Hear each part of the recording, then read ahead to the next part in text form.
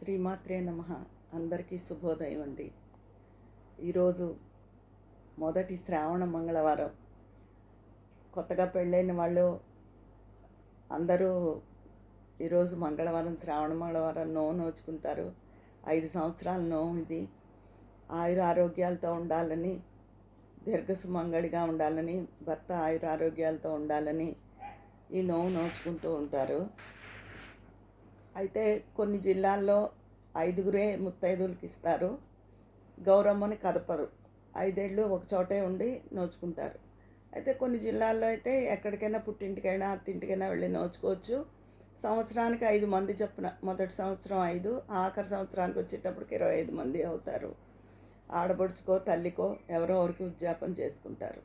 ఈ నోము చాలా సందడిగా, సరదాగా, పట్టు చీరల కళకళతో ఎంతో బాగుంటుంది ఆడపిల్లలకి. అయితే ఈరోజు మంగళచండికాదేవి స్తోత్రం కూడా నేను పోస్ట్ చేస్తాను. తప్పకుండా ఆ స్తోత్రం అందరూ చదువుకోండి. కుటుంబానికి చాలా సర్వరక్ష. ఈ శ్రావణ మంగళవారం, శ్రావణ శుక్రవారం, ఈ శ్రావణ మాసం అంతా ఆడవాళ్ళకి చాలా హడావుడి కదా.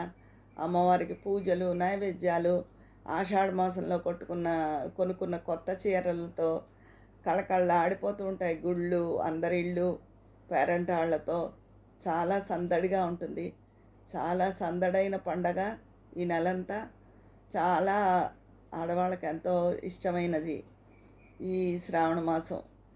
అందరూ చక్కగా పూజ చేసుకోవాలని, ఆ అమ్మవారి ఆశీస్సులు, ఆ మంగళగౌరీదేవి ఆశీస్సులు ఈ నోచుకునే పిల్లలందరికీ ఉండాలని మనస్ఫూర్తిగా కోరుకుంటున్నాను. మీ విజయ పన్నాల.